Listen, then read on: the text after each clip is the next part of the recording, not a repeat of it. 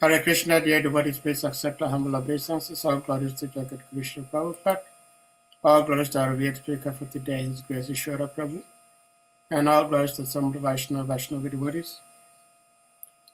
Shri Ishwara Prabhu, thank you so much for being here as always. Hare Krishna. Hare Krishna. So we may put the verse on the screen and you take it over from here. Right. So I guess other devotees will be joining. Yes. Yes. All right. So, Hare Krishna. Gurave Gurachandaya Pradikaya Tadalaye Krishnaya Krishna Bhaktaya Ta Bhaktaya Namo Namah Narayana Namaskritya Narayana Narottama Devam Sarasatim Vyasam Tato Jayamudiraye Nasta Praja Sabhati Nityam Bhagavata Sevaya Bhagavati Uttama Sloka Bhakti Bhavati Nastike Vedi Ramane Chaiva Purane Bharati Tata Hariho Adiyam Jamadi Chahari Sabrata Gurati Mukam Kotivacha Long Fangu Lankayate Gri Yakipataham Bande Sri Guru Dinatarini Paramananda Madhava Dhamma Prajita Katabota Paramoni Masram Satan Vedam Vastavam Matavastu Shivadanta Patayamoolanam Sima Bhagavate Mahamani Kiteki Vaipara Ishvara Sadhyo Rudi Avarudita Kitivita Krishanam Ningama Kapakalitam Phalam Sukamuka Dravasambyutam Vibhaktam Bhagavatam Rasamalaya Muhura Urasika Bhavuka Hato Yam Brahma Sutranam Bharatata Vininaya Gayati Basharuposo Vidata Paribhimita Sarvavideti Asanam Saran Saran Paribhimita Sabhavidata Sarahim Sri Bhaktamisyate Tara Samita Asya Tiptasya Nayata Sharati Kochi Krishnaya Vasudevaya Devaki Nandanaya Chan Nanda Gopakumaraya Govindaya Namo Namah Vasudeva Sutandeva Kansa Chanuramadhanam Devaki Paramananda Krishna Bande Jagaguru Namo Vishnu Padaya Krishna Pristaya Bhutale Srimate Bhakti Vedanta Swami Tinamini Namaste Saraswati Devi Gauravani Pracharini Nirvisesa Sunyavadi Pashatyadya Sadarini Panchakapatarubhya Sakripa Sundibhya Vacha Patitanam Pavanabhibhyo Vaishnavibhyo Namo Namo Namo Bhavadanyaya Krishna Pima Padayate Krishna Ya Krishna Chaitanya Namya Bharati Senamani Sri Krishna Chaitanya Prabhu Nityananda Sri Advaita Gadahara Siva Sri Gaura Bhaktavinda Hare Krishna Krishna Krishna Hare Hare Hare Rama Hare Rama Rama Rama Hare Hare. So I thank everyone for being here this evening my time, and some of you afternoon and some of you morning time, different time zone. Here in this material world, we have different time zones, but in the spiritual world, there's only one time zone, only one. But here we have different time zones here. And of course, here in the material world, there's past, there's present, and there is future. But in the spiritual world, there is no past or future. It's, everything is always present. So which means there's no influence of time in the spiritual world, but there's influence of time here in the material world. And that's why we grow old, because there's influence of time here. But in the spiritual world, no, there's no influence of time. Also, therefore, because there's no influence of time, there's no fear factor. Bayam, the Tasan, this is Bayam means fear. Material world is a place of fearfulness. And spiritual world, no, it's abaya. It's non-fear. So, I'm speaking from Vrindavan, as always, because I live in Vrindavan, land of Krishna. So, we are speaking Bhagavatam in the third canto. Yeah, third canto, chapter 8. And today's text number is text number 26. Now, one information is that today is also the appearance day of Mother Sita Devi.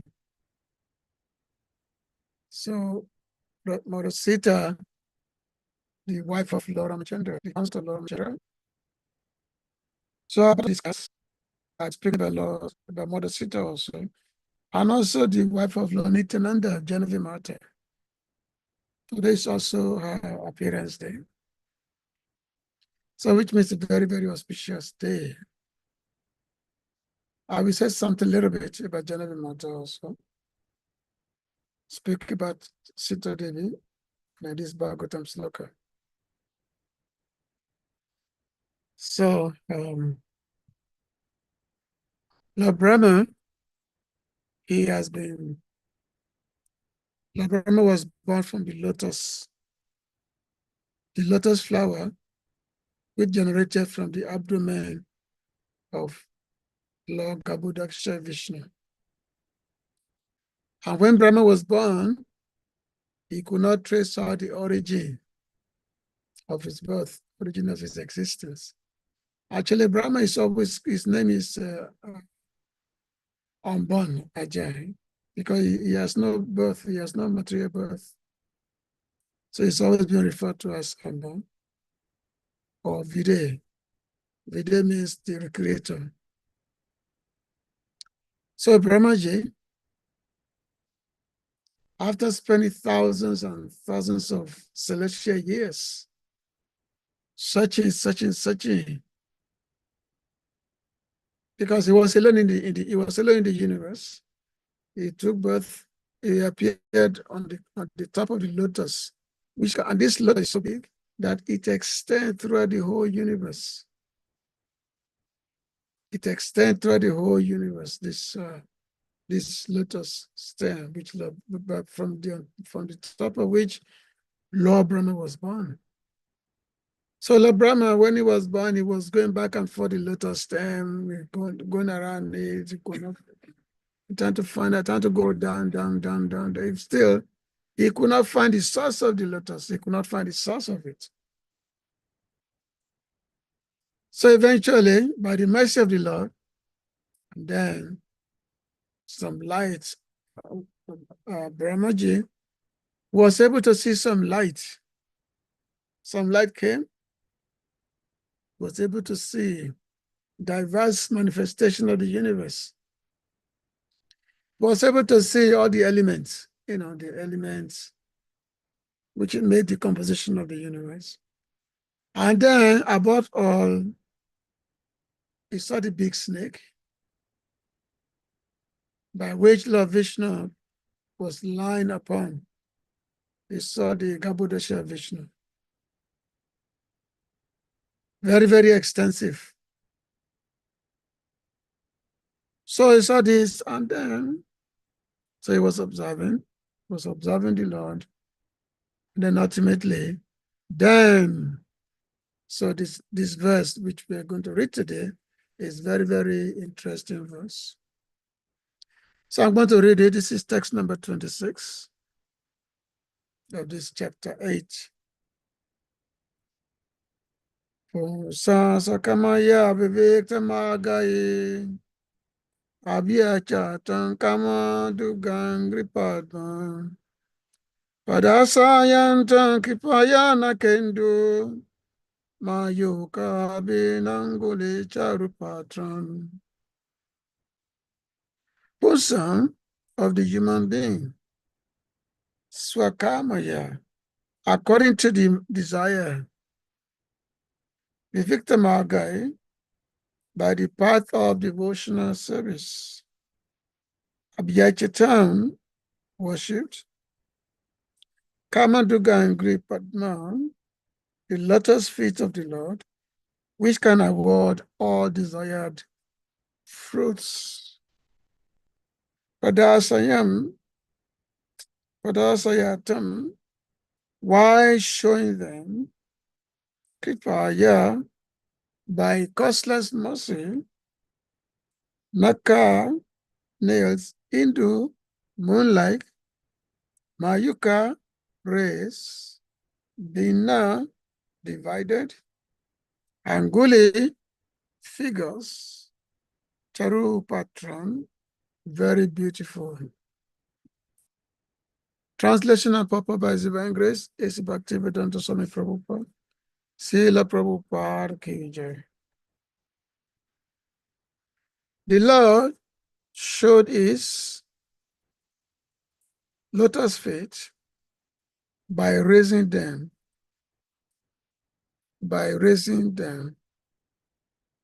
His lotus feet are the source of all awards achieved by devotional service from material contamination.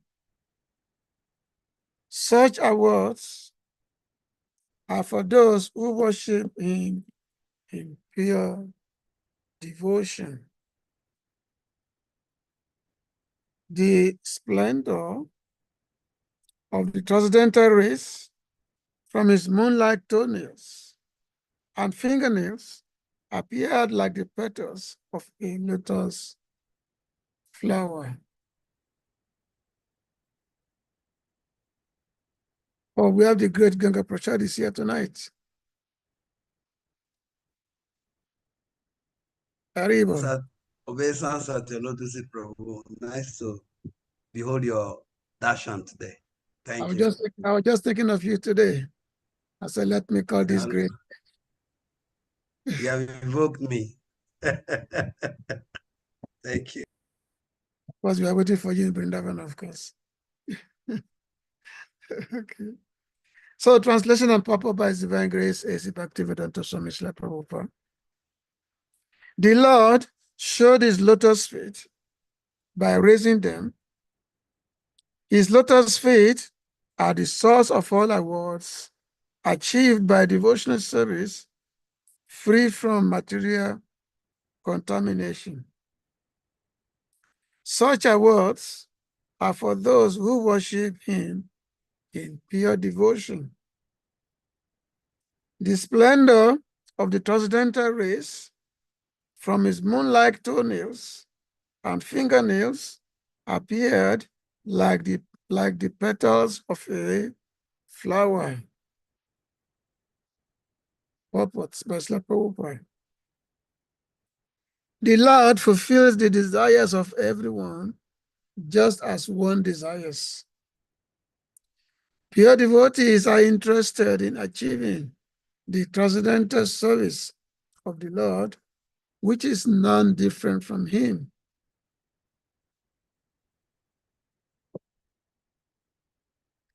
Therefore, the Lord is the only desire of the pure devotees.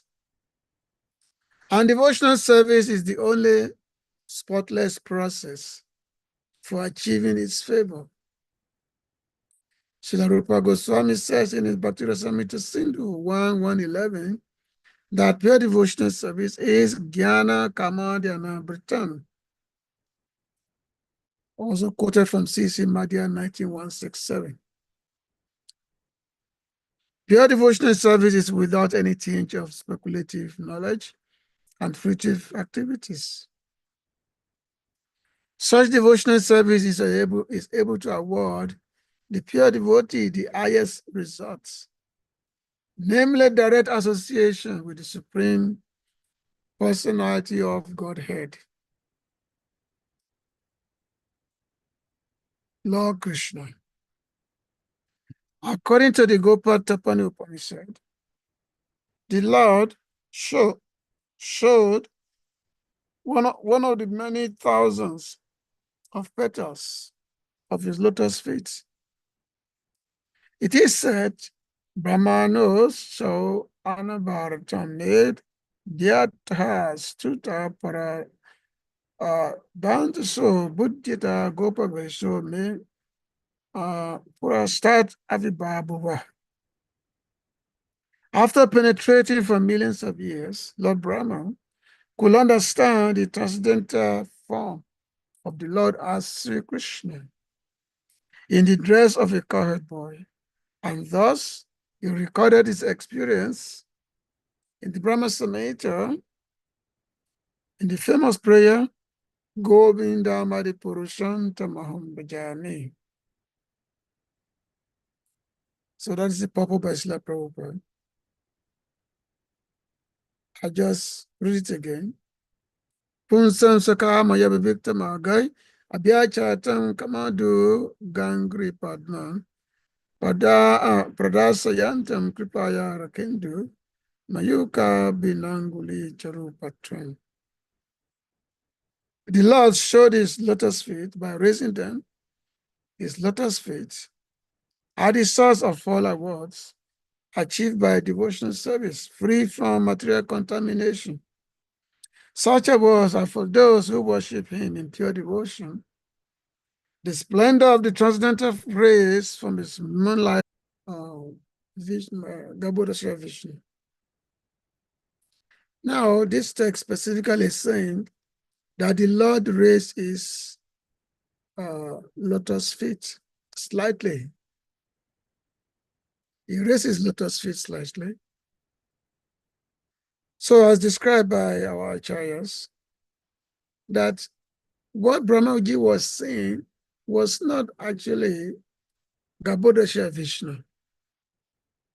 What he was saying was the lotus feet of Lord Krishna himself, whose form is in the form of a gopa. Gopa means the cowherd boy. That was what Lord Brahma was saying. Even though, Lord Krishna came at the end of Dwapara Yoga, and in this period of manifestation of Brahma, when he was seeing Vishnu, was right at the beginning of the universe, right at the beginning of the creation. Even that was even before the time factor. At that time, which means thousands of billions of years, billions of Sahasra Yoga. Sahasra Yoga Paya to Haya Brahman Wobido. So thousands of yugas.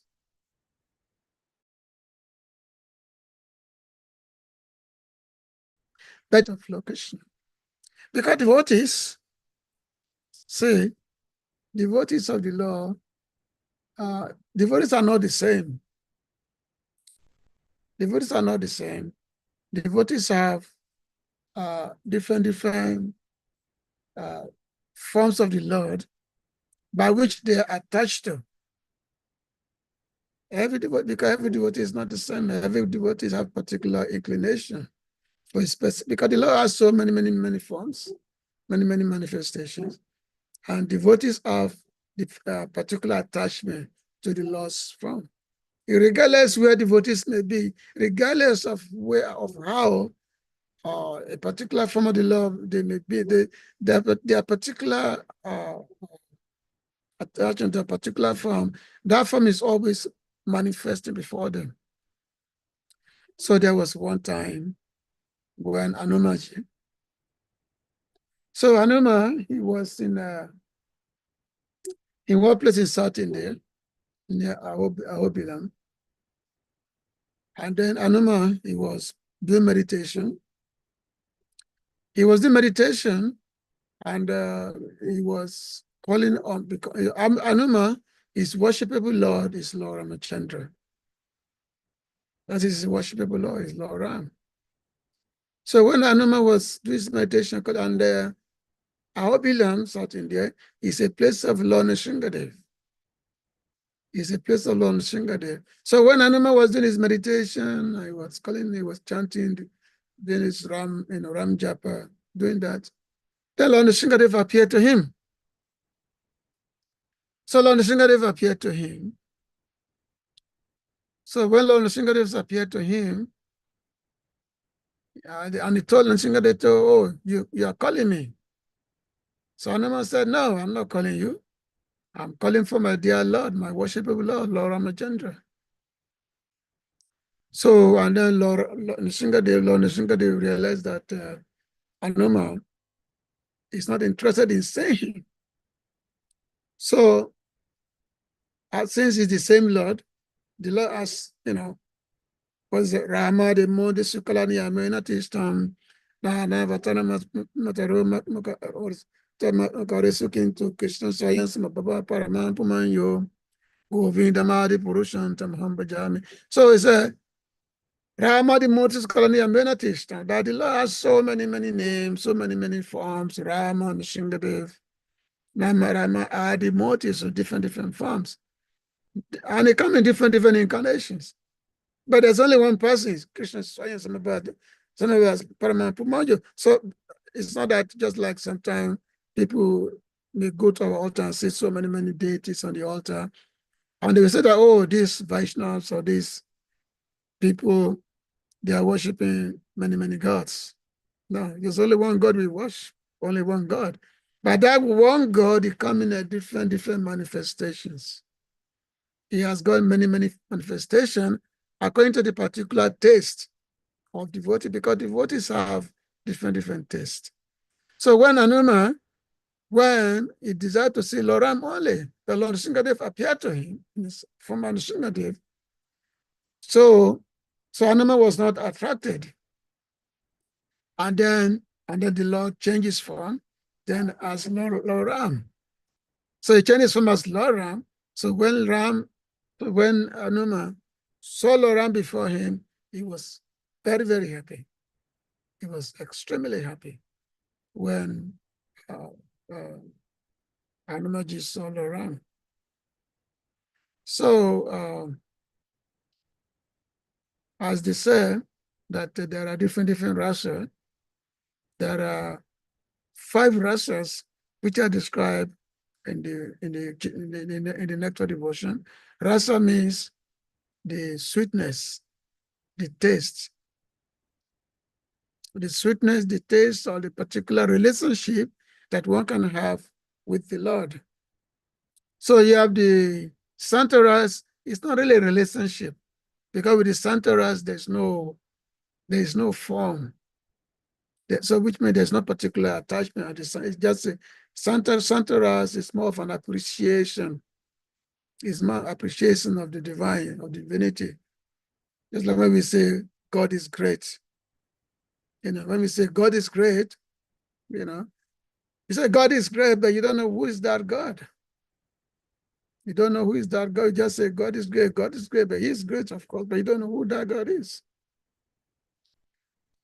That is Santaras, whereby one appreciate the greatness of God, but without knowing his personality, without knowing anything about him, just he's great, that's all. Because we can see all the manifestations, we can see the universe, the world, and everything is going. There must be a source of everything. So therefore, God is great. So that is Santaras. And then, as one begins to make spiritual progress, then there are actually 4 relationships by which one can have with the Lord. And these are Dasharas, Shakaras, But Sayaras and Madhuyaras, Dasharas means the servitude, the servitude, being seeing oneself as a servant of the Lord. Seeing oneself as a servant of the Lord, that's a one relationship. And then another relationship is the Shakeras. Shakeras means saying that friendship, Shakeras, friendship with the Lord. One see the Lord as one's friend. When we say friend, this is not ordinary friend. This is actually a very, very intimate friend, not ordinary friends. And of course, there are different, there are devotees of Dwaka and there are devotees of Vrindavan. So the friendship in Dwaka or Vastinapur and the friendship of Vrindavan, these are two different things. Because the friendship in Vrindavan is that whereby one feels complete equality with Krishna. That's the friendship in Vrindavan. But whereas the friendship of Dwaka or Vastinapur, just like Arjuna friendship, is the friendship is friendliness, being friend is there, but there is the appreciation that, oh, my friend is a great person. My friend is a creator. Is like one that, and then one can offer prayer to it, just like Arjuna was offering prayer to Krishna in the 11th chapter of the Bhagavad Gita. So that is a friendship. But in Vrindavan is a different thing. In Vrindavan, Krishna's friend in Vrindavan, like Subal, Sridham, Madhumanga, Stoka Krishna, so many friends like that, they do not offer prayer to Krishna. They see Krishna, they see the equality with Krishna. They want to fight with Krishna, they want to wrestle with Krishna. They want to challenge Krishna, oh Krishna, let's see how strong you are. Just come and fight with me. And sometimes when they're fighting with Krishna, they get defeated by them. Krishna get defeated by them, and Krishna also carried them on his back, Or when they are eating, they will take the food from their plate and put it in the mouth of Krishna. That is friendship, but this kind of friendship is not available anywhere else. And then there's other relationship, Vatsayaras. Vatsayaras means the parental relationship, Vatsayaras. And this Vatsayaras, whereby the parental was the father, mother, like father, son, mother, son relationship with Krishna. This parental relationship is there in Vrindavan fully. It's also there in Dwaka also, or Mathura. The parental relationship whereby the so-called mother of Krishna or so-called father of Krishna in Vrindavan, there's a complete love. There is everything's based on love, of course. And there in Vrindavan, they can chastise Krishna.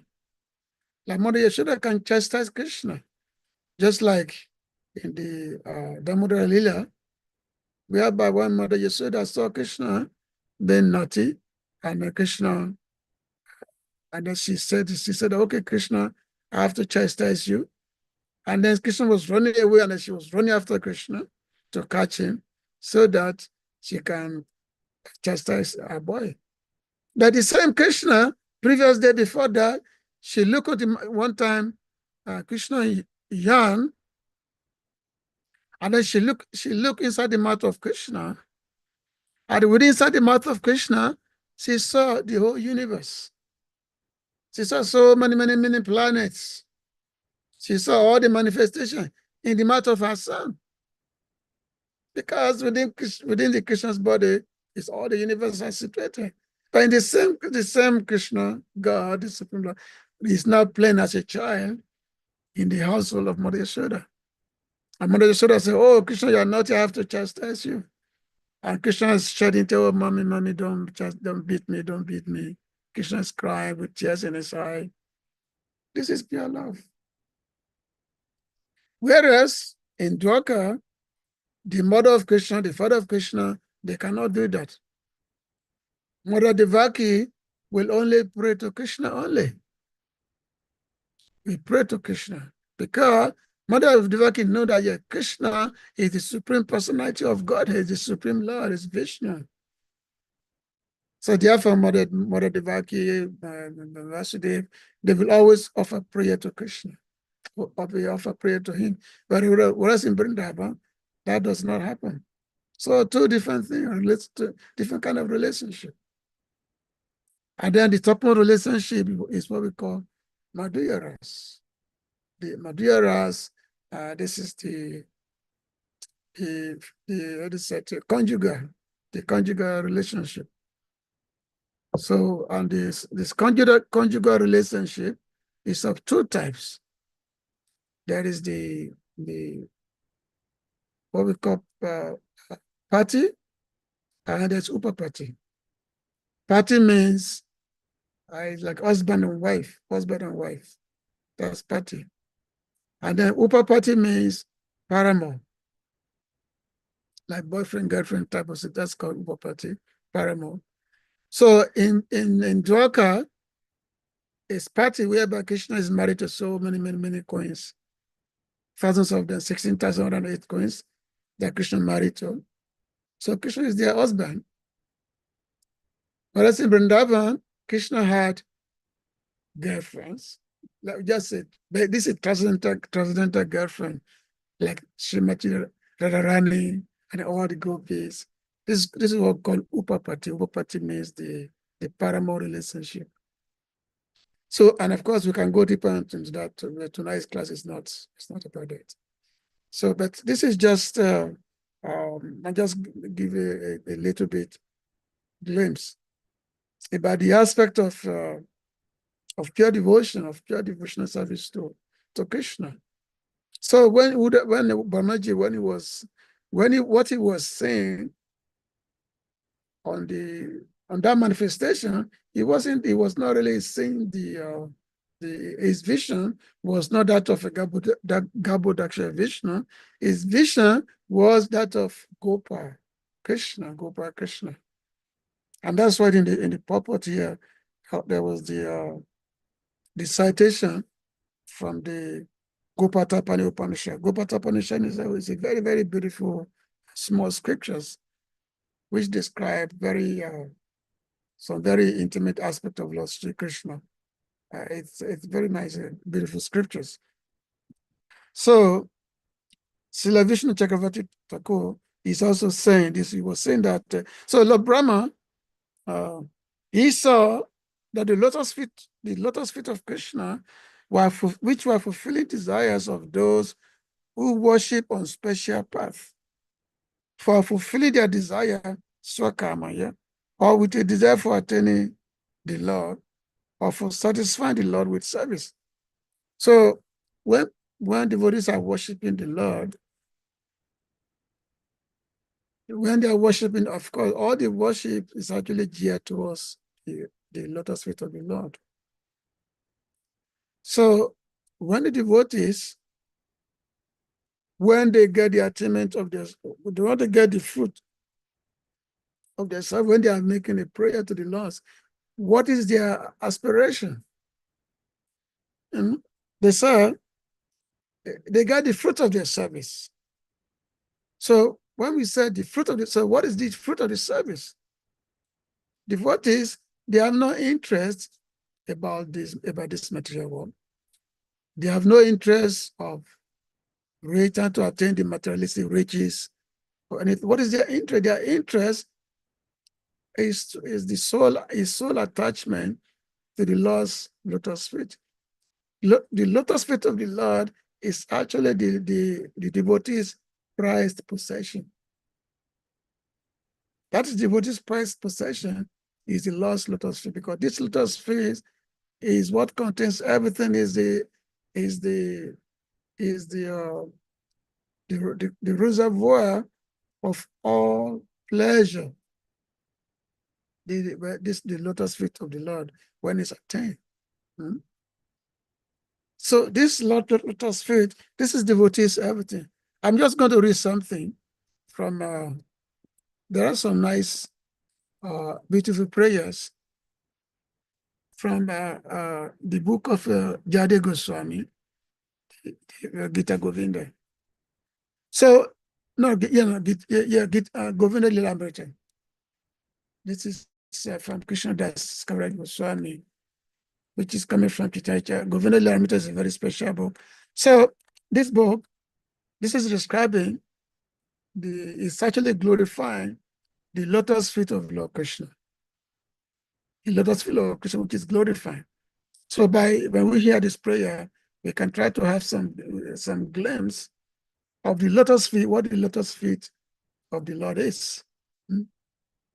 Chakadendo Yavaskona Kalasai Chatatikoda Ambares Chapa Sasi Kabaja Gospoda Darai Nino Dareka Ankusai Amboja Dwaja Pakwa Jambaba Pataisa Ilakshanai Ankitam Jaya Sri Purushotama Saga Makaya Sri Krishna Padadvayam. So they are saying all glories to the lotus feet of Lord Sri Krishna, which are imprinted with 19 auspicious marks, and thus advertise the supremacy of the original personality of Godhead, Purushotama. His beautiful lotus feet contains the marks of disc, half moon, balikan, octagon, water pots, umbrella, triangle, sky, bow, swastika, thunderbolts, cow hoof, conch shell, fish, upward line, elephant god, a lotus, a flag, and ripened blackberry fruits. So this is the soul of the Lord is not ordinary. It contains specific signs. It contains specific markings. So, and this marking, there are 19 of them. There are 19 of them on the lotus feet of the Lord. So these markings, it forms the meditation of the devotees. So it says Sri Krishna Angagaga Sakrut Tigatam Sava Yastrina Haram Dhyata Yadi Padam Bilo Nipuna Satsam Padam Dayakam This Santarutaya Chamagri Padam Sabe Andri Yala Dakam Spristaya Club Klamati Nibritikaram Tane Kriyat Kankshitam. A single mentioning of the glories of Sri Krishna's feet at once removes one's thirst for everything else. They are expert in destroying the calamities of those who meditate on them and bestow all good fortune. One becomes highly astonished upon seeing their beauty, which gladdens all the senses. Their touch removes all miseries of fatigue and gives happiness. May these feet fulfill all my desires. Sabhagatan chaduchan saguna sampatna prakitas prakitam Leela Graham Jyoti Chadyato Matan Sabasana Krishna Padavijamastu. Simply by meditating on Krishna's lotus feet, one attains all spiritual and material fortune, beauty, good qualities, and wealth. They are the abode of all pastimes. May those feet be our everything. Yasho pasano ya pashakti labata chintamani tabansila kasi kama gavitya nitya davala kaschinya kapagatam kitibru mirua babubuta kila dishtapadradam pnyata tasi Krishna padarabinda yigalan konasa yes sapatan. Even a slight worship of Krishna's feet turns a mere stone into a purposeful gem, a mere cow into a kamadenu, a mere tree into a kapaviksha, desire tree. They fulfill all desires of a living being. Who will not take shelter of those lotus feet?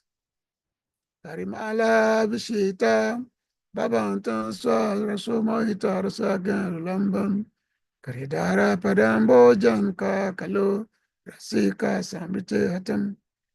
Giridhari's lotus feet always gladdens the tongues of the honeybees honeybee-like devotees with their fragrance that fills the whole world.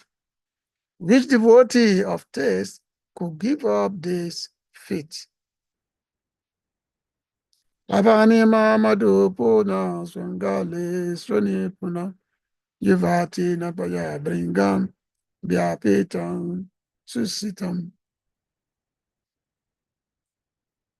I praise Krishna's lotus feet that are filled with the honey of the Lavani vine.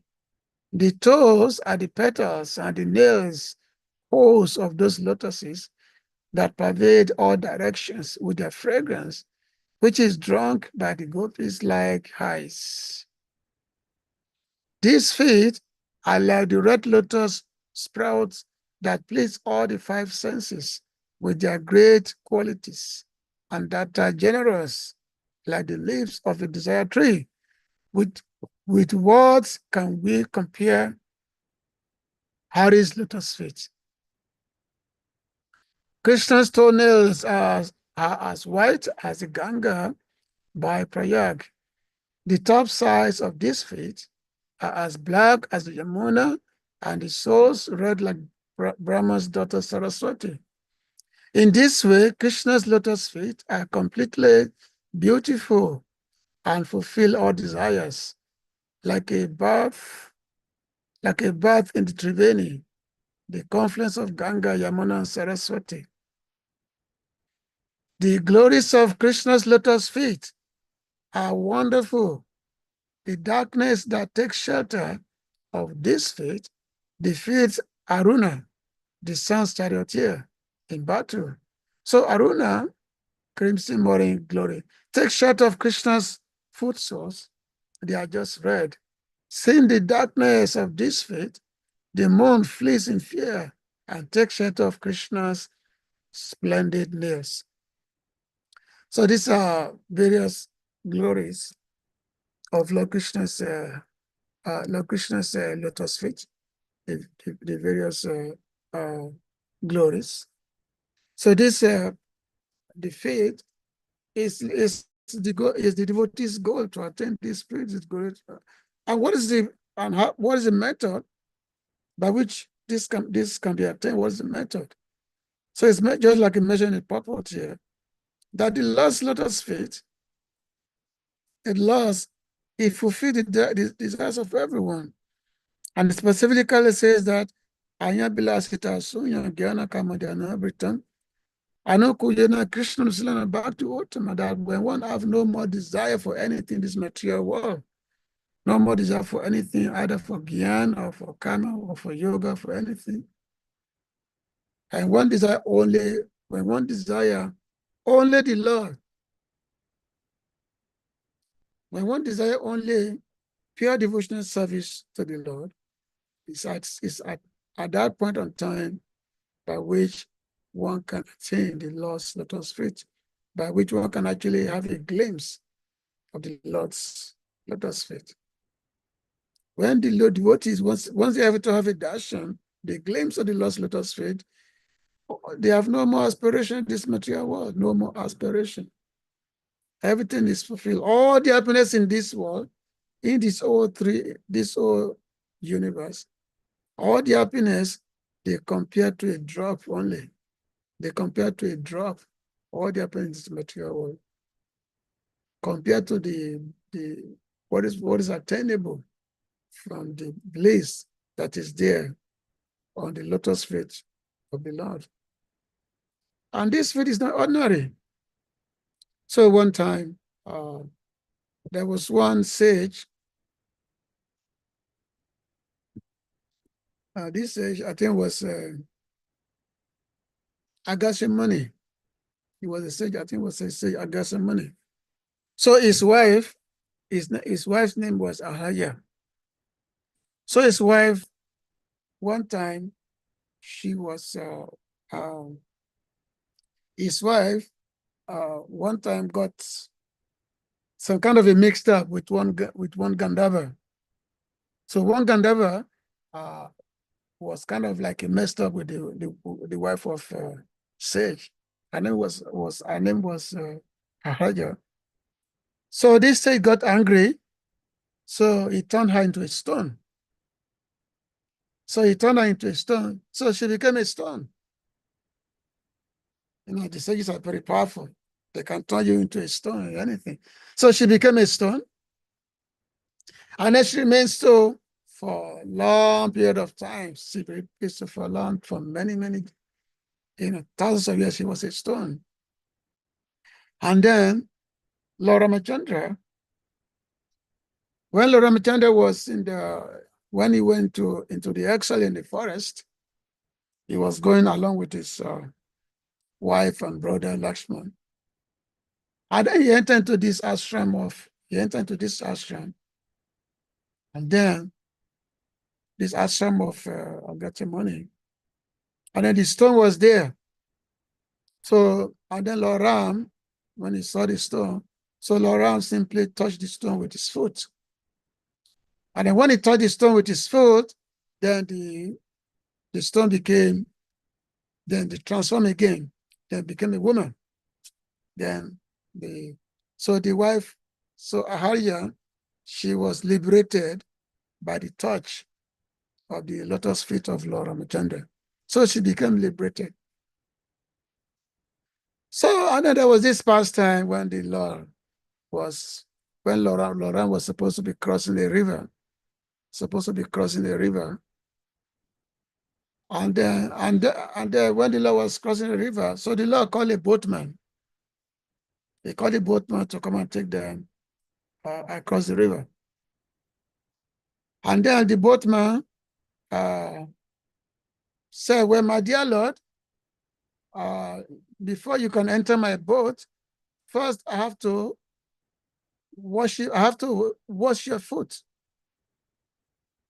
I have to wash your foot before you can enter my boat.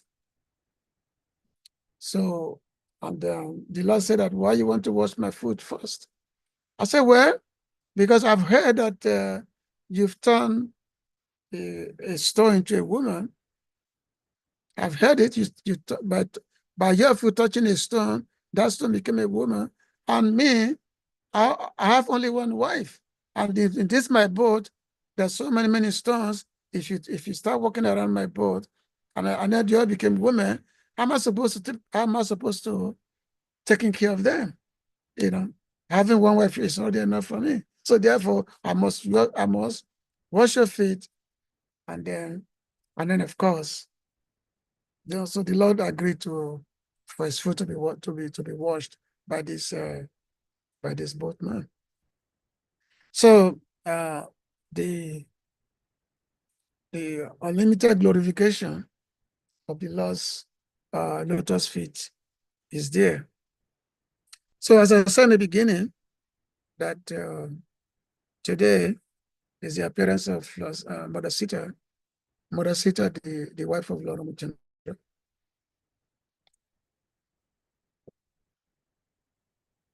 So Mother Sita is very unique personality. The Lord's internal potency, the Lord's energy, Lakshmi Devi.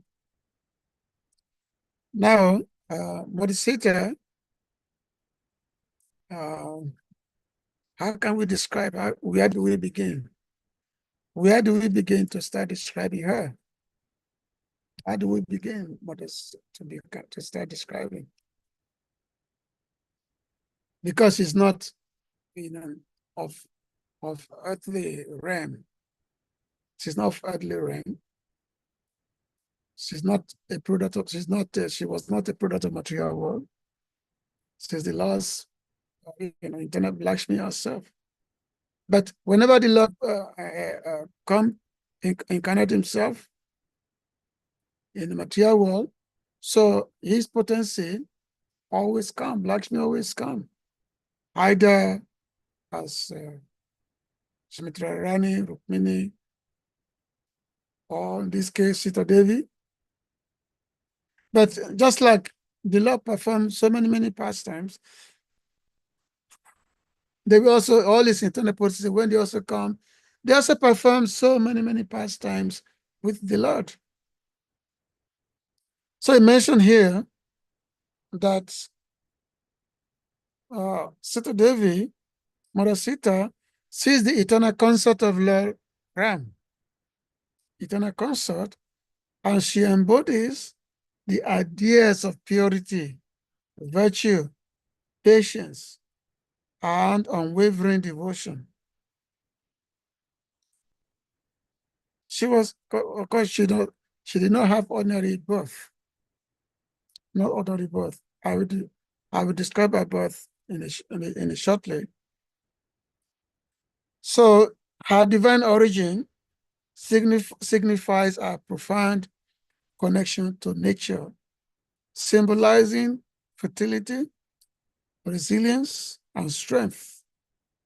Renowned for her grace, wisdom, and humility, Sita's life exemplifies adherence to Dharma, even amid great trials and adversities, such as her abduction by the demon king Ravan and subsequent exile.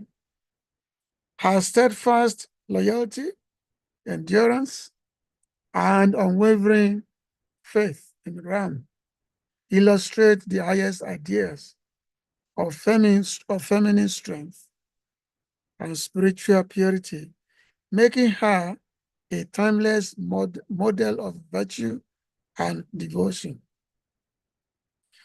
Beyond her role as an ideal wife, Mother Sita is referred as a universal mother figure whose compassion, fortitude, and moral courage inspire countless devotees worldwide. Her resilience during her captivity in Lanka and her dignified conduct throughout her hardships demonstrate an inner strength grounded in deep spiritual understanding. Sita's life teaches humanity valuable lessons in morality, sacrifice, and faithfulness, serving as a guiding beacon for all who strive to uphold righteousness and truth. Her divine character remains eternally celebrated, highlighting the power of unwavering devotion and virtuous living. This is something I wrote, which I posted on the forum. I can post it to somewhere here. So this is about Mother Sita Devi. So Mother Sita herself, and what was her appearance? Because today is her appearance day. How did she take birth? So she's also known, and she's also known by Vaidehi. That's another of her name, Vaidehi, because she was the daughter of the king of Videha. So she was called Vaidehi. Also, our other name is also Janaki. Janaki being the mother of Janak Maharaj. But even though her mother's name is Nayana, even though she was said to have mother and father, but actually she was not produced by human conception. She was not produced by that. When it was time for Mother Lakshmi to appear, along with Loran, so one day, Janak Maharaj, he was in his garden, and he was in his garden, and then he was tilling with a bullock. The bullock, they were tilling the earth, and then as the bullock, they were tilling the earth, and then there's this big pot came out from the ground. So the big pot came out from the ground, and then so Janak Maharaj, he picked up the pot. It was a golden pot. So he picked up this golden pot, and then he opened it. When he opened this golden pot, it was a beautiful girl inside. Actually, it was Mother Earth who had brought the Sita Devi to the surface of the earth herself. So Janak Maharaj, he opened the pot, this golden pot, and then inside was a very beautiful girl, beautiful like anything. So he was very, very happy, took her into his palace, and then show her to his wife that, yes, look what I found, look what I found. What a press, what a jewel, what I found, this beautiful daughter. So the couple, they were very, very happy, and then that's their daughter, that's the way their daughter was born, so they were very happy. And then, of course, the Devi became very, very, as she grew up, she became the delight of her father. And of course, Janak Maharaj himself was not an ordinary person. He was actually a sage among kings. He was Raja Rishi himself. So Janak Maharaj, he was, as Sita Devi grew up, so he was trying to determine who's going to marry this girl. Who's going to marry her? Now, Janak Maharaj, he had a special bow in his palace, a very mighty bow in his palace. And this bow belonged to Lord Shiva. The bow belonged to Lord Shiva. And this bow is so huge, so heavy, because it's a bow of Lord Shiva. It was left in the palace of Janaka Maharaj. And no human being could lift this bow. No human being could lift this bow in the palace. So Janaka Maharaj, when he was trying to determine who's going to be the suitable husband, groom for his daughter, Sita Devi. So one day, Sita Devi, she was playing with her friend. As she was playing with her friend, she saw this bow, and then she just went to the bow, and then she lifted it effortless. She lifted the bow, just like as playing, she lifted the bow, which was never lifted by any human being, any person, no matter how strong the person may be. But she lifted it. So Janak Maharaj saw this, was very, very happy. So, oh, look at my daughter just lifted this bow. So, okay, now I got the answer of who's going to be the husband of my daughter. That whosoever can lift this bow and string it, that person will be the husband to my daughter. So, in the meanwhile, Loran was doing his pastimes. He was doing his pastime. Vishwamitra had gone to the palace in Ayodhya. She had gone to the palace, and he had taken Loram and his brother Lakshman to the forest to protect him from the disturbance caused by the demons. So even though they were young boy, So yeah, Ram and Lakshman, if they're young boy, so they follow Vishwamitra to the forest. And then, so they guided the sacrificial arena by which two demons, Maricha and Subahu, they were disturbing, big demons. So the Ram and Lakshman, so they're able to chase out these demons. Some of them they kill, and some of them they chase them out. So Vishwamitra was very, very happy.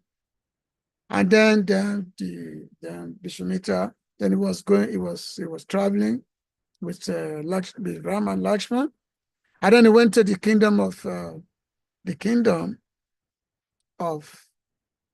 Janak Maharaj, Mithila. Tila. Yes, Mithila, yeah. So he went there, and then Lord Ram, he has such an incredible beauty. It's so incredible.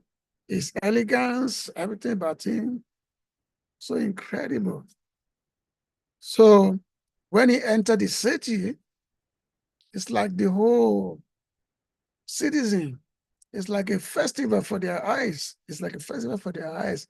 Everybody was coming to have a glimpse of Lord Ram.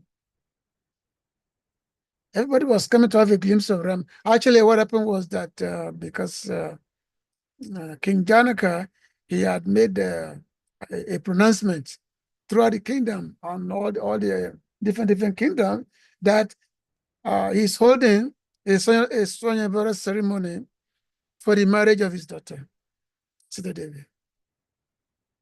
And he told everybody he told everyone what's going to be the requirement for anyone to marry his daughter. The requirement is going to be the lifting of the bow of Lord Shiva.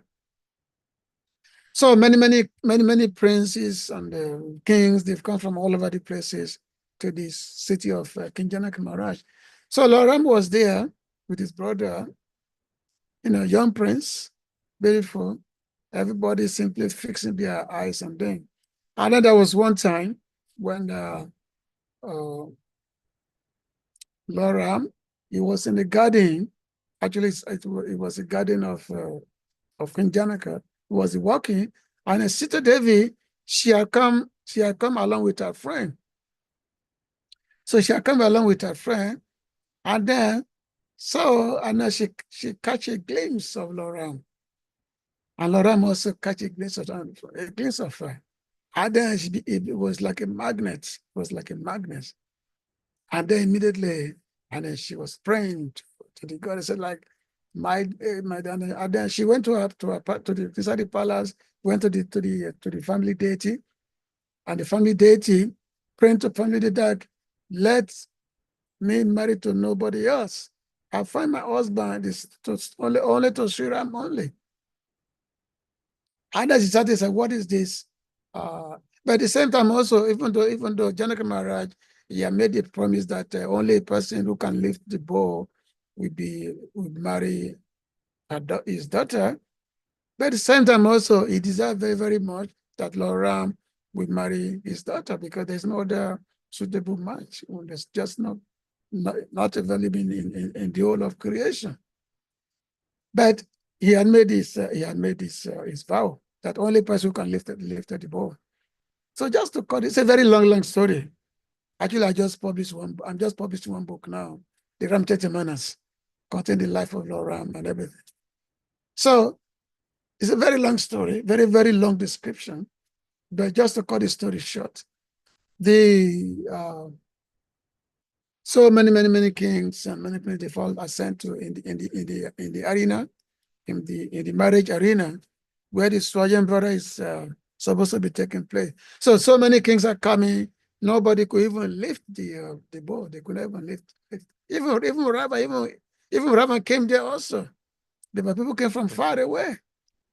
No matter how strong they are, and Ravan, he has the strength of 10,000 elephants. That's a powerful Ravan. He has the strength of 10,000 elephants. He could not even lift the bow. Because the bow belonged to Lord Shiva. Who could lift it? Nobody. So All the kings were coming, all the princes were coming, they were lifting the bow, everybody was falling down as they're lifting the bow. So when there was nobody who could lift the bow, so Janaka became discouraged. He said, oh, there is no masculinity in this old planet. No masculinity, no man. So therefore, let my daughter become unmarried. No masculinity. You know, there's no more hero. No more hero in this, because they could not live this ball of Shiva. And then, of course, when Lakshman heard this, he said, then he turned to Vishnu. He said, what's he saying? What's Janaka Maharaj talking about? So Lakshman became a little bit annoyed that Janaka Maharaj is talking this way, because Janaka Maharaj, he was insulting all the kings. He was insulting all the princes. So Lakshman became a little bit annoyed, but Lord Ram calmed him down. He calmed him down.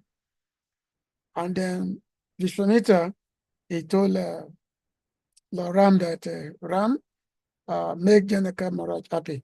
Go and lift the bow. So Lord Ram simply effort. So he went to the bow. Effortlessly, he make his pranam to the bow, because the bow belonged to Lord Shiva. So and I just lifted it without any effort, just like a stalk of a sugarcane or something. So he lifted it, and then he strung it. Big boy strung it, and then as he strung it, so this bow broke into two, just like that. So of course everybody was happy. Sita Devi was happy, and then Sita Devi came and put marriage garland on the neck of Lord Ram. In this way, the marriage. Of course, during this, some other situation came, because after the Lord Shiva's bow was broken, Parasuram, who had been meditating in the forest, he came to know about it, that, oh, somebody had broke the bow of Lord Shiva. So Parasuram came, he became very, very angry. He came to the palace of Janaka Maharaj, that, who has done this? Who has broke the bow of Lord Shiva? I want to kill that person. I want to kill that person who has done this. And then Parasuram, he faced a challenge from Lakshman, that, oh, come on, go back to the forest. What are you doing here? You don't know what they're doing. So it's a very big conversation that was there. And then Lord Ram, comes to situation. Eventually, Parasuram, he came to know that yes, it was Ram himself, and with Ram, Ram is but is supreme, is worshipable Lord. So Parasuram became very happy. Then he went back to the forest. So, and then the marriage took place. The Lord, he married Sita Devi. So they went back to, and then they went to Ayodhya. So they went to Ayodhya, which is the city of Lord Ram. And then, summer celebration, the whole city was very, very happy. So Lord Ram and Sita Devi, they were for a few years, they were there in the kingdom, and enjoy marital life, very blissful life. And then the time came for marriage to King Dasarath, because King Dasarath, he had become very, very old. So King Dasarath said, now, the time is come for me now to renounce the kingdom. So he consulted with his guru, Vasishtha Muni.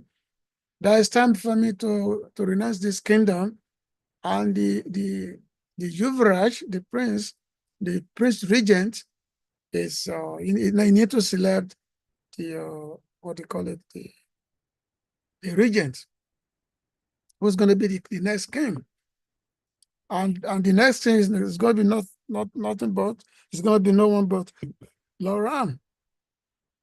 So the announcement was made in the city that the next day, Lord Ram is going to be coronated as the king, as the next king of Ayodhya. Announcement was made. that the next morning there's going to be announced that, okay, there's going to be the next thing going to be announced. However, the night before that, Loram's stepmother, Kakeyi, she had a servant, Mantara. So this servant, so she came to polluted the mind of Kakeyi. She came to pollute the mind of Kakeyi. Now, as Tusidas, the narrator of Ramchaitamanas, he described what happened was that some demigods, some malevolent demigods, they made a prayer to Saraswati that to go and create a disturbance in Ayodhya, to go and to go and influence Kakeyi, to go and create a situation so that Lord Ram can be made to leave Ayodhya. So what happened was that Mantara came, who was the servant of Kakeyi. Kakeyi, they say King Maradassarat, he had 3 wives, Kausalya, Kakeyi, and Mantara. Sumatra, 3 wives, Sumatra, Kakeyi, and Kausalya. Kausalya was the mother of Loram. Kakeyi was the mother of Bharat. And then while Sumatra was the mother of Lakshman and Shatrughan. Because there are 4 brothers, Ram, Lakshman, Bharat, and Shatrughan, 4 brothers. So, and then Mantara, who was the servant of Kakeyi, she was a hunchback woman. So she went to Kakeyi.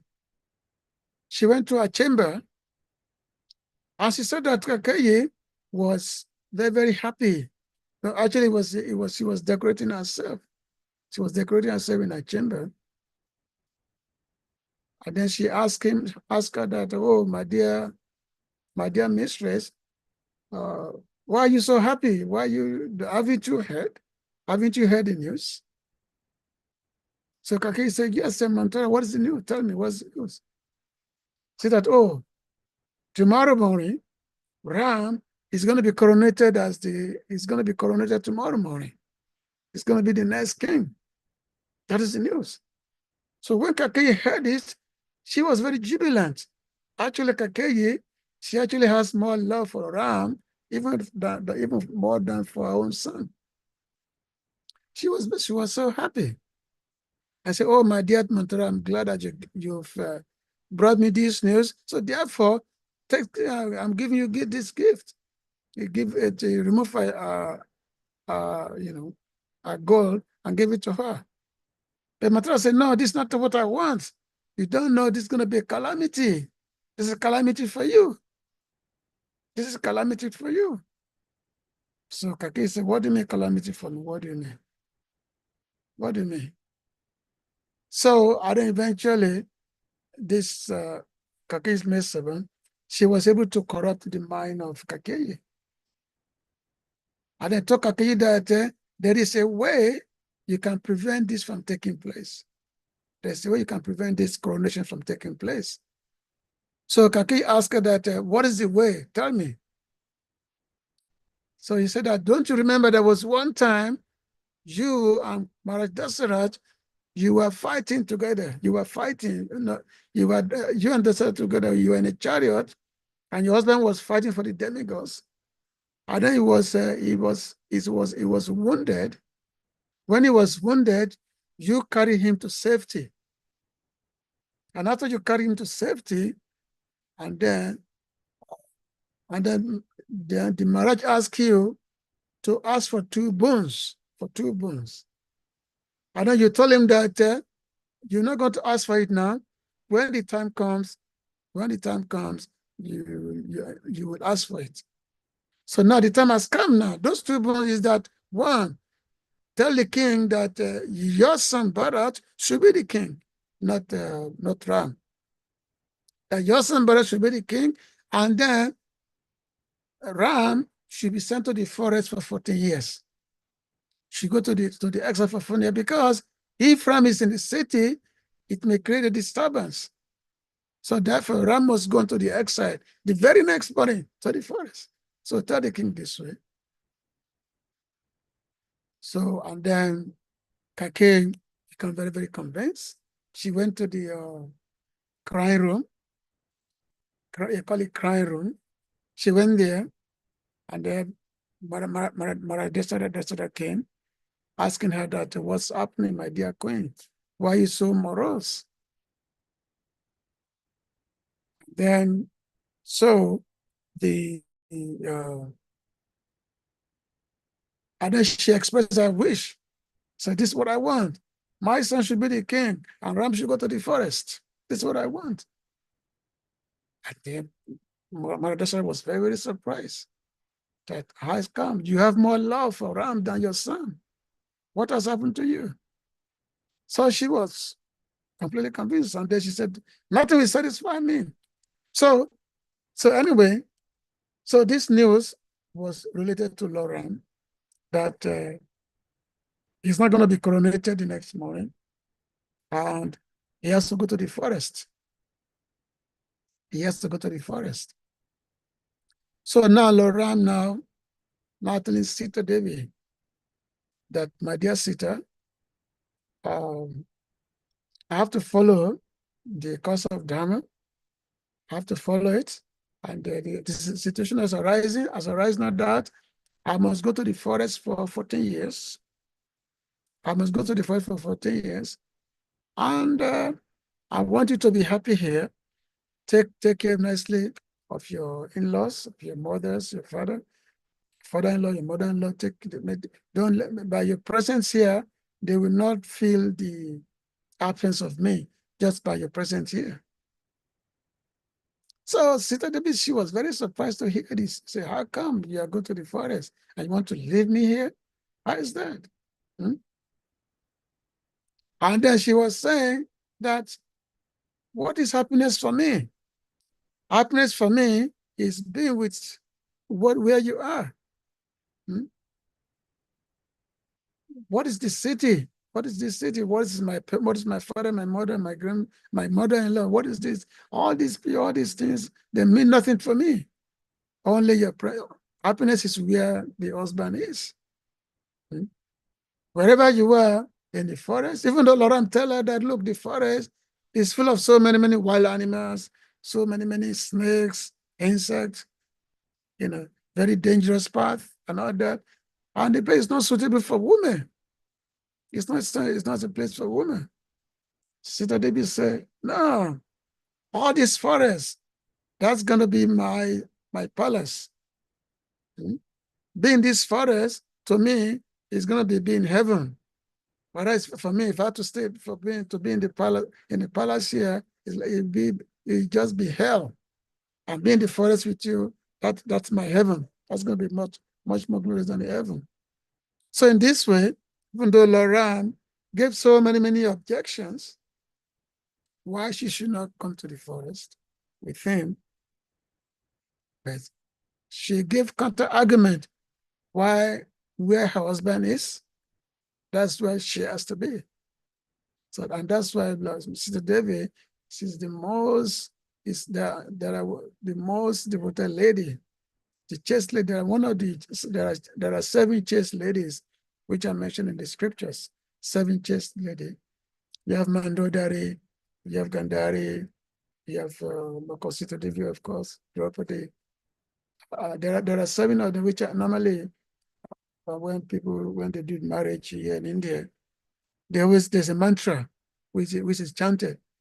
And this mantra, these 7 names are always mentioned, the 7 chaste women. So, lot of many stories are there. They were in the forest, and then as they were in the forest, they spent many years in the forest. They were in the forest for 13 years. Traveling many places. They stayed in Chitrakoot, many places they were staying. And then the last year was when the situation changed the last year, the last year of the last year of the exile. And that's when Lord Ram killed the brother of Ravan, because Ravan's brother, he had led a demoniac army of more than 14,000 to the forest, and Lord Ram killed them all. So, and this information was related to Ravan by his sister Supanaka. So Ravan wanted to take a revenge, and then when when he heard about the information of Sita Devi, he became very, very much attracted. He said, yes, I must get this woman. I must get this lady. I must get her. So he came to the forest. So he came, and what he did was that he sent this demon, Maricha. He told this demon to go and take the form of a deer, golden deer, and lure the mind of Sita Devi. So this golden deer, actually demon transformed himself into a golden deer. So he went to the cottage of where Sita Devi Ram Lakshmana staying. So this deer was wandering, and at the moment Sita Devi saw this golden deer, she told Ram that, oh, Ram, look at this gold deer. I'll go and catch it for me. Go and catch this golden deer.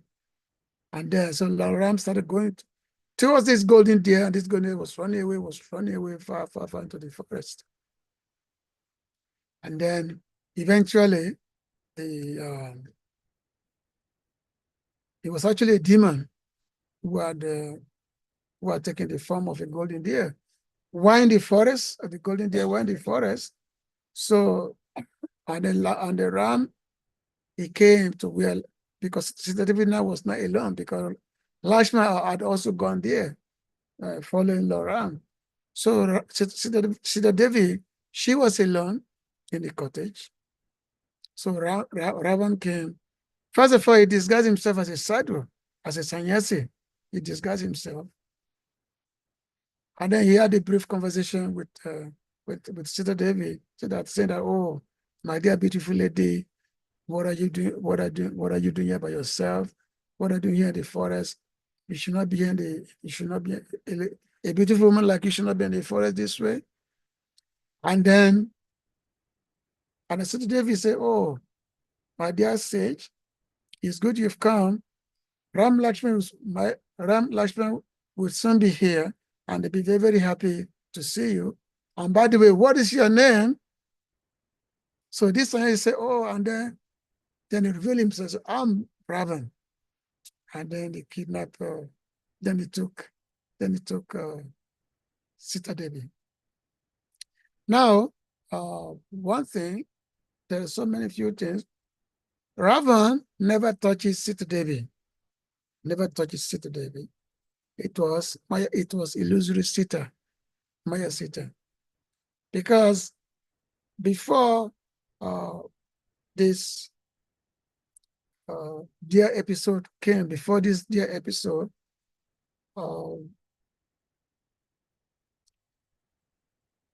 Sita Devi, he had asked Agni to come.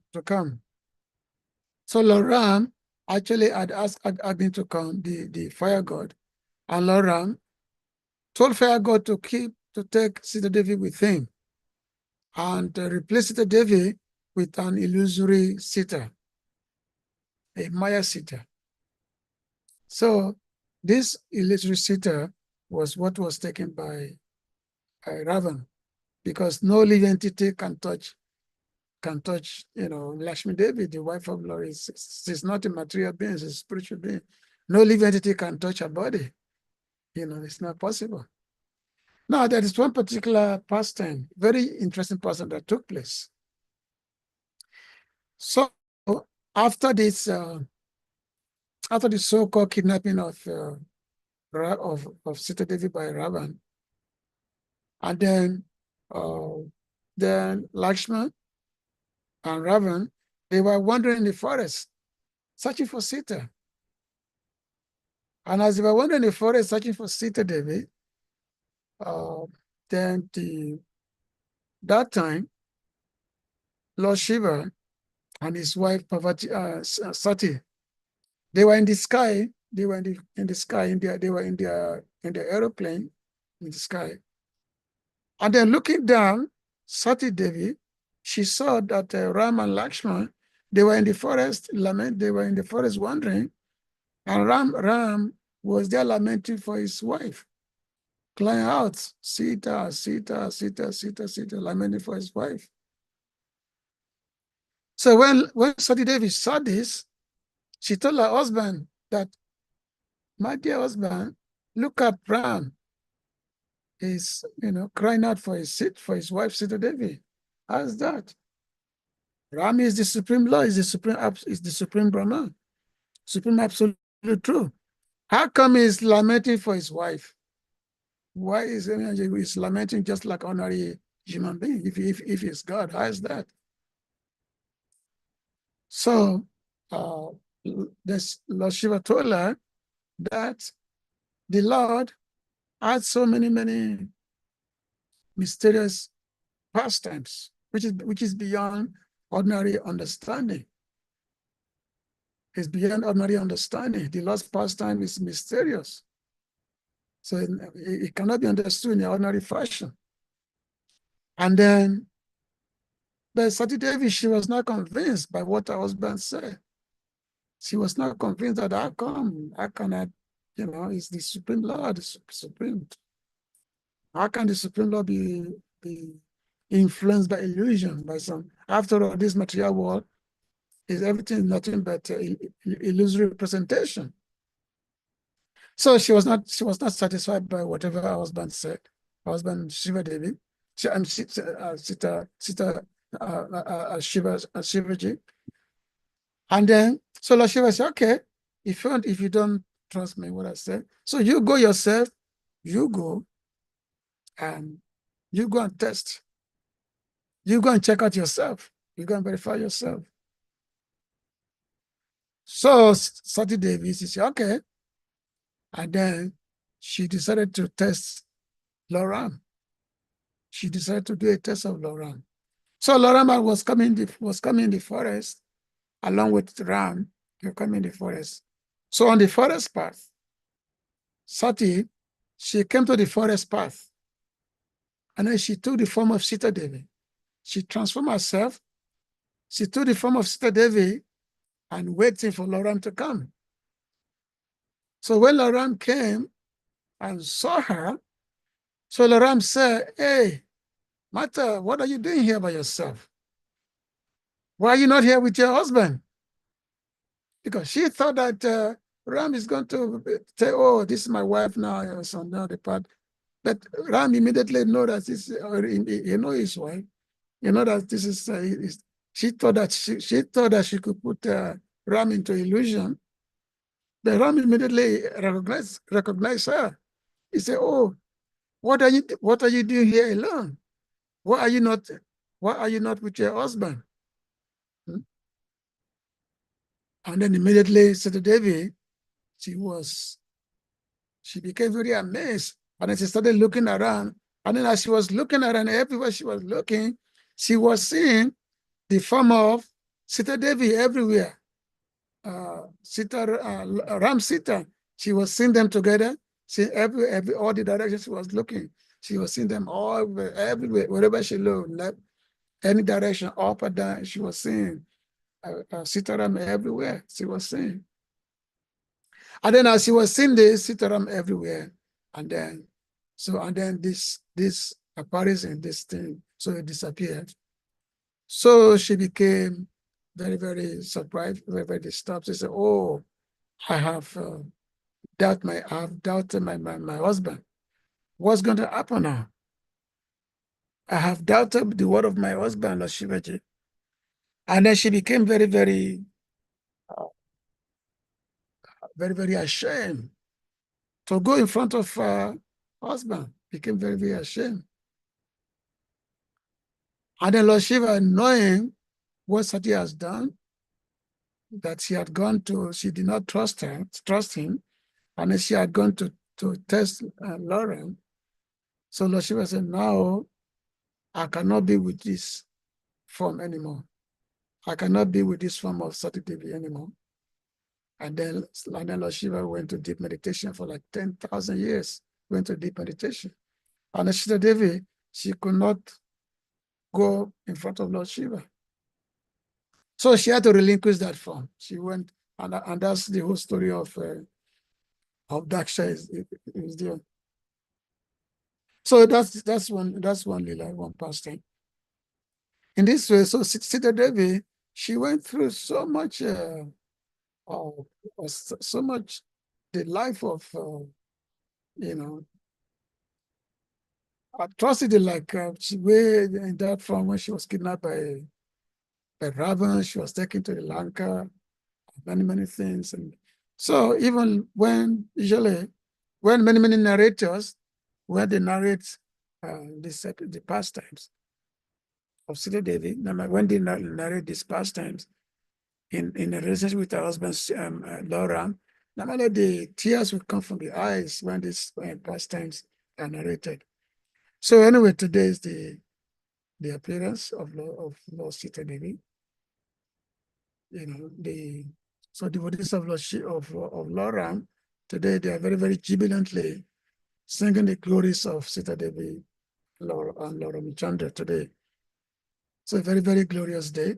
And also, as I said earlier, also today is also the appearance of the day, the appearance of the wife of Lord Nityananda, Janavi Mata. So Janavi Mata also play very significant role in the Vaishnav society. She was the marriage itself was the marriage of Lord Nityananda and Janavi Mata was a very unique marriage. It was unique, and if you want to know more about her, you can read my book. It's called Nityananda Charitamrita. You can read about the pastimes of Janavi Mata, who was the wife of Lord Nityananda.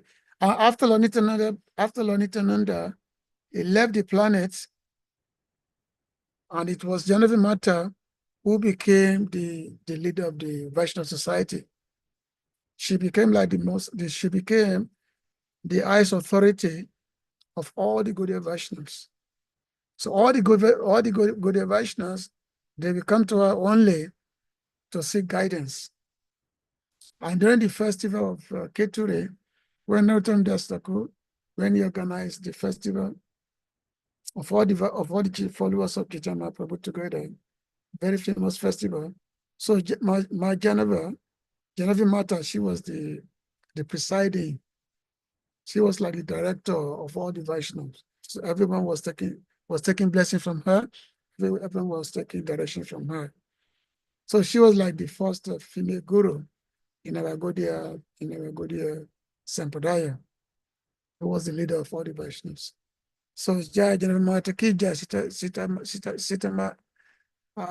Mata Ki Jai. Haribo. So I'm going to stop here.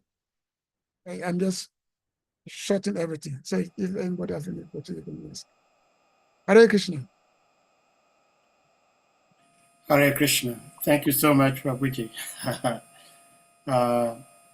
Today you were really Shukadev, and thanks to the Lord, there are lots of Maharaj Parakshits here because devotees have been very attentive listening to all these wonderful pastimes.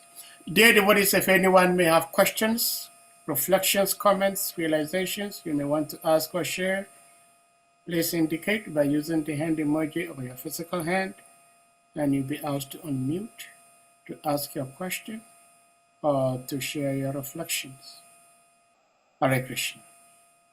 There was so much shared, so I believe there may be some questions or reflections from devotees. Very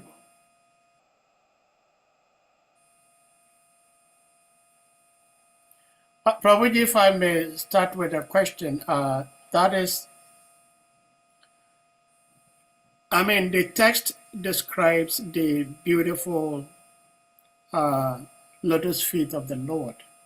And you, as you were speaking, you also gave a very elaborate description from various scriptures uh, about the lotus feet of the Lord.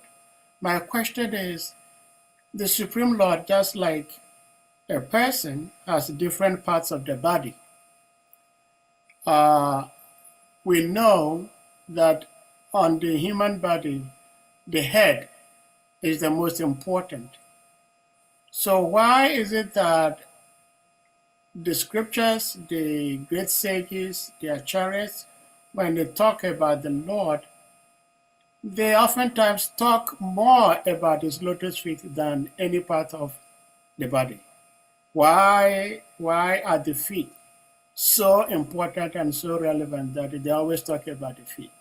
If you may throw some light on this.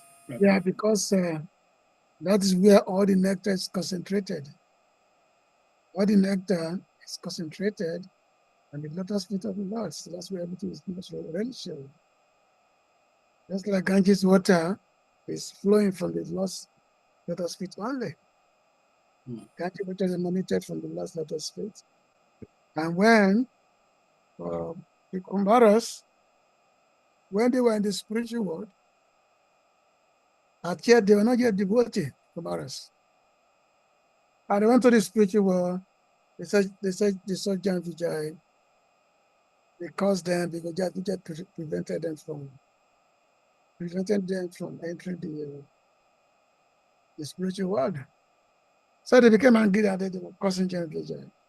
But the Lord knows that there's something with his devotee outside. So the Lord came out, Lord Narayan came out of his palace. He came to he came to the gate, Warren, and then so from his lotus feet, the fragrance was coming from his lotus feet. It was a fragrance. And then when the fragrance coming from the last lotus feet entered the nostrils of the Kumaras. So the Kumara became transformed, they became devotee. They became devotees. So therefore the scriptures, they know that everything began from the last feet. That's where the descriptions always there. There's so much shooting. So much shooting the last feet is. That's where everything is there, all the nectar, everything begins from the feet only. So therefore devotees, they don't say, oh, let me look at the face. No, they look at the feet. That's where everything. You look at the face, you know, but look at the feet, that's where everything is. So the devotees are very, very good. And the gopis of Vrindavan, they always aspire for the lost feet. And when they see Krishna wandering in the forest of Vrindavan, because in Vrindavan, Krishna does not wear shoe in Vrindavan. And when they see Krishna wandering in the forest of Vrindavan, so the gopis of Vrindavan, they become very, very mortified. They say, oh, Krishna, Yate Sujato Chana Hastanesu, oh, my dear Lord, you are wandering in the forest of Vrindavan, our dear Krishna. You are wandering barefooted in the forest, and this your lotus feet, when we place it on our breast, when we place your foot on our breast, we'll feel that our breast is too hard and it's giving you discomfort. And the same lotus feet is now wandering on the path of Vrindavan, in the forest of Vrindavan, where there's so many thorns and all that. And this is giving us so much pain, so much pain. It's giving us so much pain. Just thinking of you wandering barefooted in Vrindavan is giving us so much pain. Because the same feet, when you put on our breast, the feet of our breast is so hard for your feet. So therefore, Krishna. So of course, when the gopis, when they were praying this way, because previously Krishna had been hiding himself. He had been hiding himself. But when the gopis prayed this way, so Krishna came out. He said, oh, my dear gopis, I'm so, Your attachment to me, your service to me, there's just no match to it. I'm so indebted to you. I'm so indebted to you. Yeah, so indebted to you because I cannot repay you. I can't repay you. Krishna said. Normally, again, Gita Krishna said, that as one surrender to me, I reward accordingly. But to the gopis of Vrindavan, who are so attached to Krishna's feet, Krishna said, I'm very attached to you. I'm very indebted to you. I cannot repay you. So therefore, Krishna eternally became, you remain a debtor eternally, cannot repay. So devotees who are very, very attached to the lotus feet of the Lord. So the Lord himself is become subservient to them. He becomes subservient to them. Those who are attached to the lotus feet. So therefore, this lotus feet is glorified in so many scriptures. It's glorified. We cannot even begin to describe. We cannot even begin to describe it.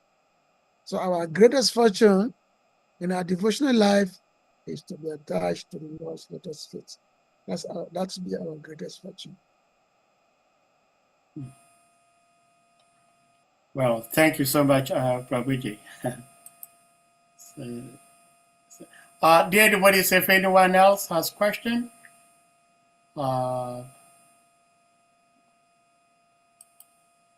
See, Prabhuji, I have one last question, and that is, I think it's an opportunity for me because someone once asked me this question, and I didn't know, and I still do not know. And because you've spoken so much about Sitaram pastime, it's so painful and so difficult hearing the pastimes of Sitaram. It's very difficult. The different stages of difficulties different beings had to go through. But the question I have is, Kaikeyi wanted his son to become the king due to the pollution of a maid. Now, when Ram was banished into the forest, out of separation, his father left his body. And Dasharath was made to believe that this plot was initiated by Bharat. Now, that is how he assumed, and with that, he left his body. But Bharat was completely innocent of that. No, Bharat, no, Dasharath was never not such a thing. That's not substantiated by any scriptures. No, wasn't. As a matter of fact, there are all the regulations of the scriptures, because there are many scriptures of Lord Ram. There are quite a few Ramayans, not just one. In one of the in some sections, it was mentioned that long time ago, Lord Ram actually told Kaikeyi that I want you to, because I have something to do, especially to fulfill the purpose of my incarnation. So therefore, I want you to go against me. I want you to do something against me. And Kaikeyi said, how's that possible? I can never do that. I can never do that. Do something against you. You're dear to me even than my own son. Kaikeyi has so much love for Bharat, for Ram being their own son. But in the Ramcharitamanas, where it is written by Goswami Tusi, that we mentioned that some demigods, they made a plea to Saraswati Devi. They made a plea to Saraswati Devi that she should go and pollute the mind of Kakeyi. She should go and pollute the mind of Kakeyi, so that because the demigod, they have a particular intention. They want to see Lord Ram in the forest, the demigods. So they say, oh, this will only be possible if Kakeyi mind is polluted, is corrupted. So even though she was reluctant, but because the demigod, they were insisting on it, so Saturday, so she polluted the intelligence of Kakeyi. So when Mantara was telling her that, they're going to that Ram's mother, Kusai, is going to make her the servant, this and that. So she became, because she had become police, she became convinced whatever the servant was telling her. And of course, after this, when the past time was after this episode, when Ram refused, after Ram came back, when Ram came to Nepal, actually Ram, so not Ram, Bharat, actually Bharat actually rejected his mother. He said, from today on, you're no longer my mother. Actually rejected her. And then when everybody had gone to the forest to try to bring back Ram back to Ayodhya, all the citizens of Ayodhya, everybody going to the forest to bring Ram back to Ayodhya, but Ram refused. He said, no, because it's the desire of my father. And of course, Kakeyi, she deeply regretted whatever she had done. She deeply regretted. She became very, very remorseful for what she was done. But this itself could not have happened if it wasn't desire of the Lord himself. He lost on desire because there are so many demons who are troubling the sages in the forest. So if the Lord had not come, how could all those, if you are not gone to the forest, how could all those demons have been dealt with? But the only way those demons could have been dealt with is for the Lord to go to the forest. So therefore, different demigods, so they play different roles in the Lord going to the forest. Thereby, the legions of demons were exterminated. So because, it becomes sorrowful because Sita Devi, she had to tolerate all this because she had to be in the forest with her husband. She cannot be anywhere else. Because a faithful woman, very, very resilient, she had to tolerate everything that, yes, wherever my husband is, that's where I must be. So she was a teacher of all the women. She gave the training, she gave the teaching of what an ideal woman should be. What an ideal woman should be, she gave the training that way. So, but again, is the lost pastime, is the Lord Leela. Yeah. Thank you, Prabhuji, for sharing. Since we have Shimabara Prabhu's hand up, Prabhuji, please you may unmute. Hare Krishna. All glory to Srila Prabhupada. Jai Hare All Krishna. glory to the assembled devotees. Thank you very much for bringing all this wonderful pastimes today.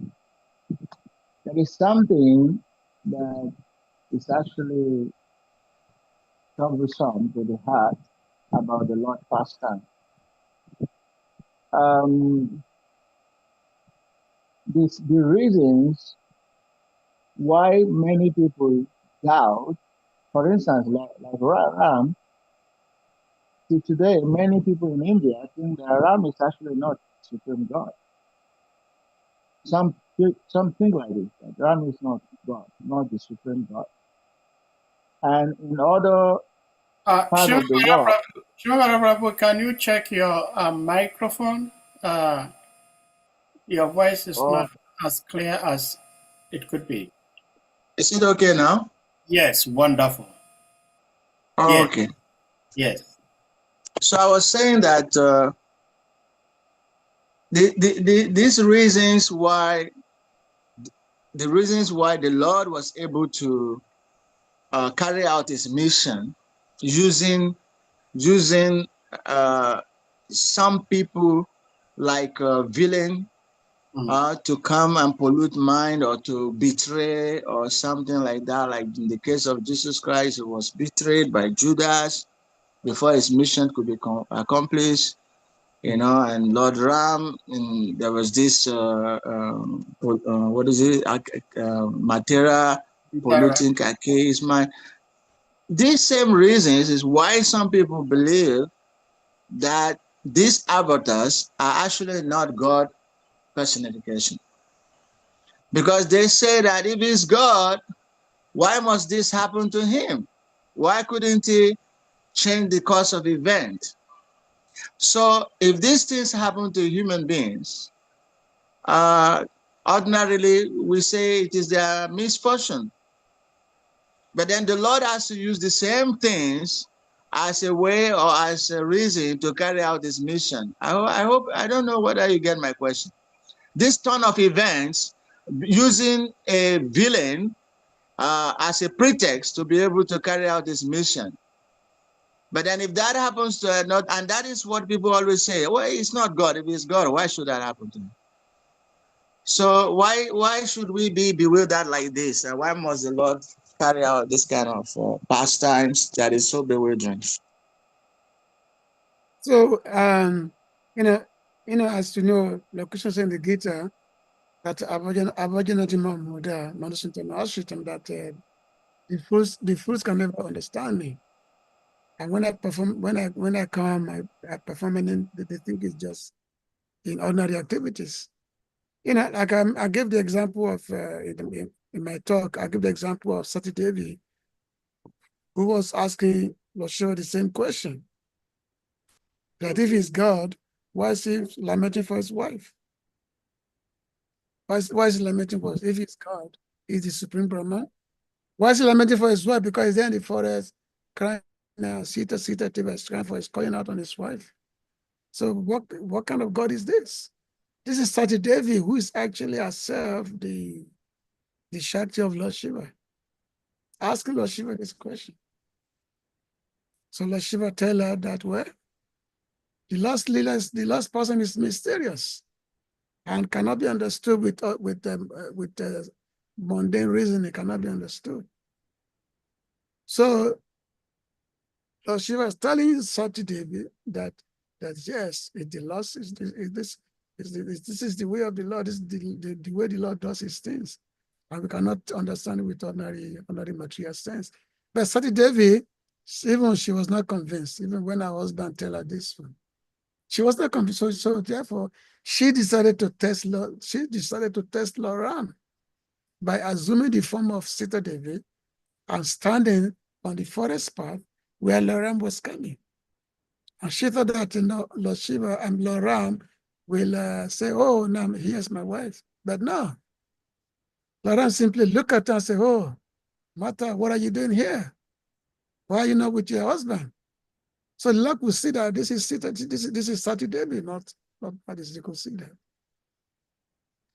So therefore, and then Sati became very embarrassed. Oh, I have doubted my husband. I have that. So she became shameful to go in front of Lord Shiva again. And that's the episode. It's in the next I think the Dadaksha Jaga, which we're going to read in, I think the other this canto, in this canto, next canto. That's a Jaga. That's why she had to give that body. She had to immolate herself in that Daksha Jaga. She had to give that body, immolate herself. And then she came back as Parvati. So, Because we try to use our material intelligence, what we try to apply to the Lord. So those who don't believe anything, they can never believe anything. So that's what the Lord said, they are fools. They are fools. They think they think my body is material body. You know. So no matter how we try to convince them, they will never be convinced. You know. They think that the Lord is not God. Like people think that even when they hear the story of Laram, they say, "Oh, just mythology. How can you even prove that there was a God called Ram? He came. This is just some mythology. It's mythology. It says it's mythology. That's all." So people cannot. So it's only by the message of the word, Jesus allow himself, can somebody really understand. Otherwise, it's not easy to understand. It's not easy to understand. Yeah. So another question. This one may appear a bit unreasonable, but just allow me to ask the question. I heard you said that many narrators of Ram Lila, when they are narrating these pastimes of Mother Sita, they always shed tears, they always cry. I heard you say that. Yeah. And I was wondering why you are not crying also. You were narrating, but you were not. I'm not a credibility. That's why. I'm not. Sorry to ask that question. So, That answer your question. Yeah. Plus, I'm not a what we call it. I'm not an orator. You know, I'm not an orator. Yeah, you know. So therefore, I mean, I try to speak it, but again, plus I'm in front of the screen. I'm in front of the screen. Well, sure, we thank you so much for your questions, and sure, Prabhu, thank you for the answers. Actually, I was when Prabhuji was sharing so many different stories about Sitaram pastime. Every time I read or I hear Sitaram's pastime, it reminds me of my Gurudev, because during his last days, there was one class he gave in the Gita Nagari temple room, and he was sharing about the disappearance of Sita, and he wept so badly. So whenever I hear the pastime, it reminds me of that. But that is something we cannot imitate. It flows naturally, and sometimes devotees also try to hold back the tears, but in their hearts, the love is still flowing. There is one saying I heard some time ago, which also reminds me of what Shumavara Prabhu was saying, that the very things, the loving entities we experience, the Supreme Lord, when he incarnates, he also appears to be going through the same problems. So how do you say such a being is God? So there is this saying, it says, when we as loving entities, as human beings, when we approach God, we are considered to be saints, right? But when God approaches us and we have visions and relationships with God, when we talk about that, everybody says that we are schizophrenic. We have schizophrenia. But the fact remains that, just like Ishara Prabhu was saying, it's not so easy for the loving entities to accept that this is God. regardless of all the different pastimes. That is why devotees are so special, that we have to give respect to all devotees, because devotees, in spite of all the seemingly contradictory things the Supreme Lord will do against his nature as the enjoyer, the devotees still accept him as the Supreme Lord, which is very beautiful. So thank you. And I know, another thing I that, know Prabhuji understands, he knows, but he's asking for enlightenment. another thing that when we are preaching, especially we are speaking and we have to talk to a particular audience and we have to speak a certain period of time. So we cannot be speaking at the same time be exhibiting emotions. That distorts the preaching itself. Just like when when Sukadev, when Parikshit Maharaj was asking Sukadev question, and Sukadev, he has to speak for 7 days because Parikshit has only 7 days to live. After 7 days, he's going to be bitten by the snake and die. So Parikshit need to speak Bhagavatam. But Bhagavatam topic is such a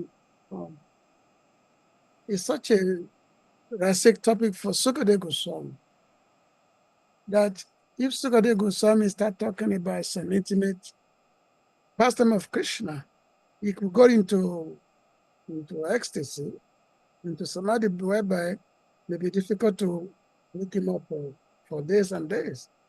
And Parikshit had to hear Bhagavatam within 7 days. He had to hear Bhagavatam. So Sukadev Goswami has to check himself.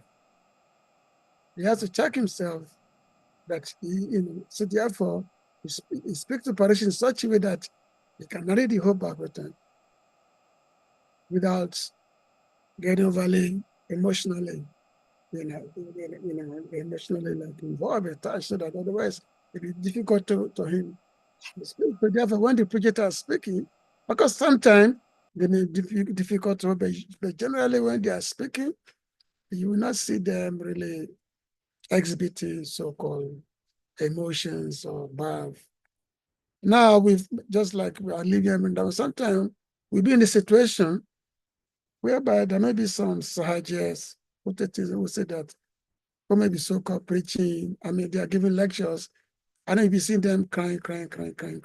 And they usually we don't take them serious, because we know that the real preachers don't do the proper, never do that because they know people don't in this Kali Yuga, people don't have qualification to really understand the birth of devotees, because the birth of devotees, the feelings of devotees, is very, very confidential. It's a very, very confidential thing, and it's not something that anybody can just imitate. So therefore, devoted preacher, they are very, very careful in exhibiting any kind of emotion before the audience, before just any ordinary audience. They don't. Unless they are with some very, very specific devotees, very, very confidential devotees. And that's very, very limited. Maybe you can see that happening. You can see that. Anyway, it's something that is very, very rare, very, very relative to see. If I start crying now, crying, I'm gonna say, everybody gonna say this issue has gone mad, has gone crazy. What's he crying for? maybe he has lost something. So therefore he's crying for it. When people lost their wife, they start crying for their wife. Or they lost their money, they start crying for it. That's what they do.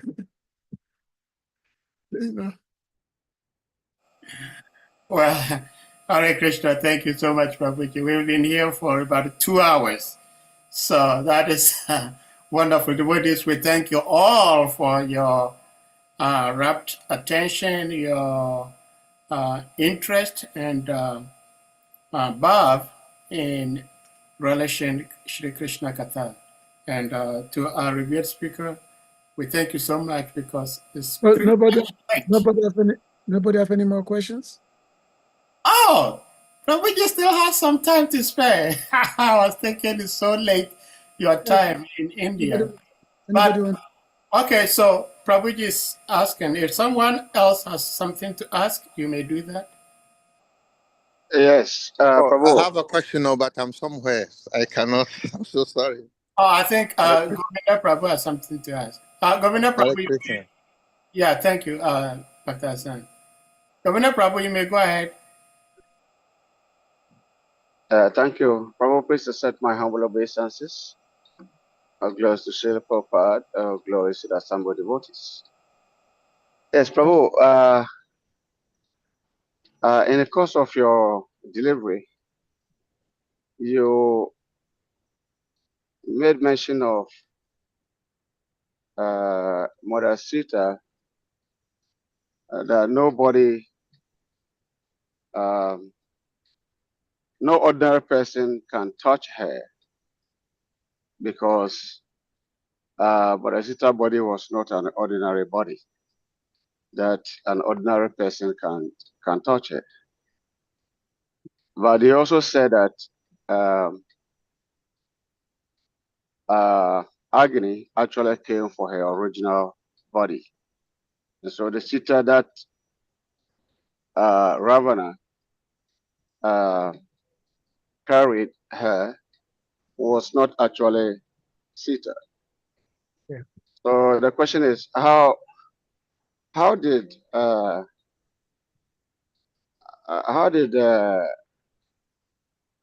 fire god Agni able to carry Mother Sita? No, Marasita followed him. She's not carrying Marasita. Follow. Just like when you carry someone in your car, you don't carry the person, you simply driving the person. Marasita went to stay with Agnidev. Agnidev is a devotee, he's a dear servant of the Lord. So that's difference. Agnidev is a dear servant. We have all the major demigods, the sun god, the fire god, the Indradev. These are special personalities who are the Lord's servants. So they are not ordinary persons. But it's not a carrying, Yeah. it's just Okay. So that's the part I want to understand. So the Agni came with a particular vehicle and took her, or how? yes, of How course. did she follow him? She follow him and then disappear and gone. That's when they go. Because these are spiritual personalities, they are appearing and disappearing, you will not see because you don't have eye to see. Just like after the battle of Lanka, after the battle of Lanka, when after Ravan was killed, and then now Sita Devi now has to go and reunite with Lord Ram. So when Sita Devi was being led to reunite with Lord Ram, so a fire was put together. A fire was set, and that fire, that Maya Sita, she has to walk through that fire. And when she walked through that fire, then enter that fire, and then the original Sita came out. Sita, and then be with Lord Ram. The fake Sita entered the fire, and then the original Sita, because the fire is Agni, so then the original Sita came out after the fire, and then went to Lord Ram. So that's the that's the story. So Lakshmi Devi is always spiritual, it's never material. It's always spiritual. When the Lord come here, the Lord does not come in the material body, it's always spiritual body. The Lord's body is never material, it's always spiritual. Do you understand? When Krishna comes here, their body is not material, their body is always spiritual. Because when you talk of material means, you're talking of something that is subject to birth, death, old age, and disease. So their body is not material. The Lord said, my body is transcendental. It's only fools who take me to be material. The Lord says so in the Bhagavad Gita. you know. Jama kama chame divyam. He said, my birth, my activities, everything about me is transcendental. That's what Krishna says in Bhagavad Gita, telling Arjuna. And the Lord says, if you can understand that, then you can be free from this material world.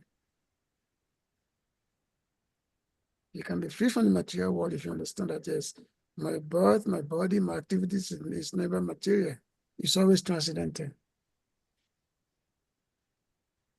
There's eternal demarcation between us and God. That demarcation is eternal, not permanent, not temporary.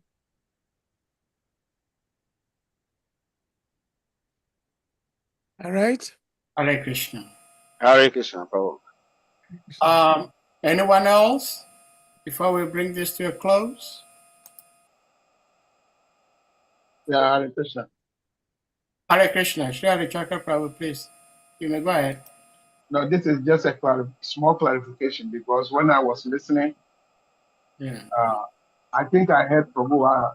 The clarification is that did you say Ram went to exile for 40 years or 14 years? Because 14. I got how much? 14. 1-4. 1-4. Oh, okay. All right. Okay. I thought I heard 40 years. That's why I wanted clarification. 14 years. All right. Thank you. Okay, Hare Krishna. Thank you for the clarification. Anyone else?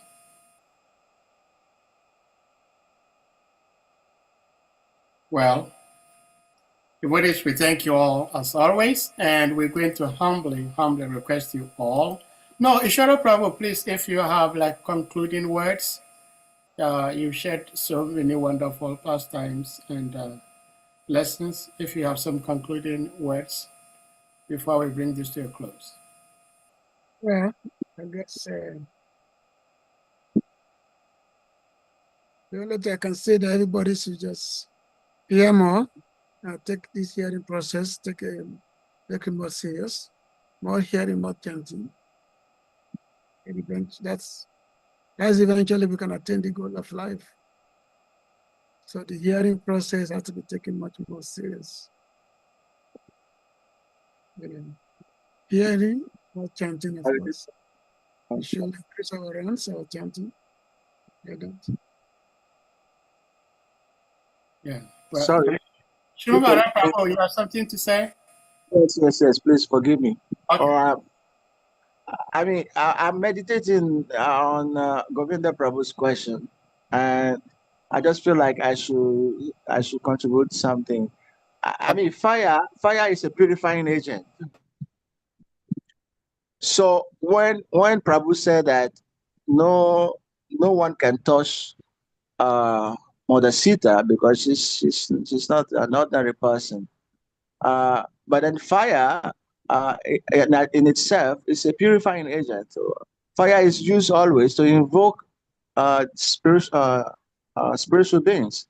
Many times, the Lord appeared through fire, things like that. So I don't see where we can see the fire taking Mother Sita as somebody touching her, because fire in itself is a purifying agent. So anyway, that's just what I was thinking in my mind. So just a small. I wish I thought of sharing that. Thank you. Hare Krishna. Yeah. Good example. Yes. Thank you. Thank you for sharing that. Yes. Well, back to what we were saying.